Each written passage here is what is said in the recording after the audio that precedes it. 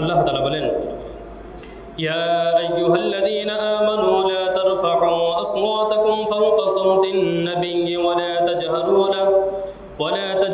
লাহু বিল কওলি কাজহরি বা'দিকুম লিবা'দিন আন তাহবাতা আ'মালুকুম ওয়া আনতুম লা তাশউরুন। আল্লাহ তাআলা সাথে সাথে ওই মজলিসের সাহাবায়ে কেরামকে লক্ষ্য করে আয়াত নাজিল করে দিলেন, ইয়া আইয়ুহাল্লাযীনা আমানু লা তারফা'উ আসওয়াতাকুম ফাওকা সাওতিন নাবিয়্যি। হে আমার উম্মতেরা, হে ঈমানদার বান্দাগণ, লা তারফা'উ আসওয়াতাকুম ফাওকা সাওতিন নাবিয়্যি। তোমরা আমার হাবিবের সামনে আমার হাবিবের আওয়াজের চাইতে তোমাদের আওয়াজকে উঁচু করো না। আমার হাবিবের সামনে হাবিবের আওয়াজের চাইতে, কথার চাইতে, লা তারফা'উ আসওয়াতাকুম, তোমাদের আওয়াজকে উঁচু করো না। কাজাহারি বা'দিকুম লিবা'দিন, তোমরা পরস্পর যেভাবে কথাবার্তা বলো, তর্ক বিতর্ক করো, পরস্পর যেভাবে উচ্চস্বরে কথা বলো, আমার হাবিবের সামনে সেভাবে উচ্চস্বরে কথা বলো না। সুবহানাল্লাহ। কে বলে দিলেন ভাই? আল্লাহ পাক রব্বুল আলামিন সাথে সাথে আয়াত নাজিল করে দিলেন, আমার হাবিবের সামনে তোমরা পরস্পর যেভাবে কথা বলো সেভাবে উচ্চস্বরে আমার হাবিবের সামনে কথা বলো না। যদি কথা বলো কি হবে?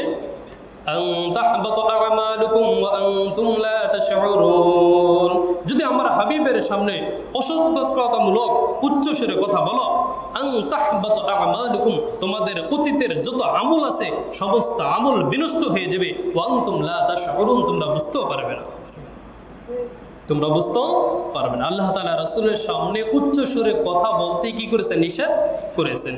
উচ্চস্বরে কথা বললে তোমাদের আমলই বরবাদ হয়ে যাবে, কেননা আমার হাবিবকে কষ্ট দেওয়া যাবে না। রাসূলকে কষ্ট দেওয়া যাবে ভাই? যে না, কখনো কষ্ট দেওয়া যাবে না।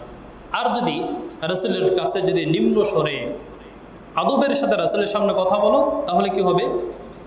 ইন্নাল্লাযীনা ইয়াগুদ্দুনা আসওয়াতাহুম ইনদা রাসূলিল্লাহ, তবে তোমাদের মধ্যে যারা ইন্নাল্লাযীনা ইয়াগুদ্দুনা আসওয়াতাহুম ইনদা রাসূলিল্লাহ, তবে তোমাদের মধ্যে যারা আমার হাবিবের সামনে নরম ভাষায় কথা বলবে, নিম্ন সুরে কথা বলবে, উলাইকাল্লাযীনা আমতাহানাল্লাহু কুলুবাহুম, আমি আল্লাহ পাক রব্বুল আলামিন আমার ওই বান্দাদেরকে তাকওয়া অর্জন করার মতো তাদের অন্তরকে আমি উপযুক্ত করে দেব।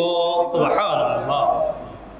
আর যারা আমার হাবিবের সামনে নম্র ভাষায় কথা বলবে, নিচু সুরে কথা বলবে, আমি আল্লাহ পাক রব্বুল আলামিন ইমতাহানাল্লাহু কুলুবাহুম লিত্তাকওয়া, তাকওয়া অর্জন করার জন্য যেই অন্তরের প্রয়োজন আমি তার অন্তরকে সেই যোগ্য করে দেব। সুবহানাল্লাহ। এবং তাদের জন্য কি রয়েছে? লাহুম মাগফিরাতুন ওয়া আজরুন আযীম, আমার পক্ষ থেকে আমার ওই বান্দাদের জন্য রয়েছে লাহুম মাগফিরাতুন, তাদের জন্য রয়েছে চূড়ান্ত ক্ষমা, ওয়া আজরুন আযীম, এবং মহা পুরস্কার। সুবহানাল্লাহ। তাহলে রাসূলকে কোনোভাবে কষ্ট দেওয়া যাবে ভাই? না, কথার মাধ্যমে, আমলের মাধ্যমে কোনো ক্ষেত্রেই রাসূলকে কষ্ট দেওয়া যাবে না, বরং সর্ব অবস্থায় হার হালতে আমাদের পক্ষ থেকে একটাই প্রকাশ পাবে রাসূলের দিকে, সেটা হলো ভালোবাসা। সেটা হলো কি ভাই?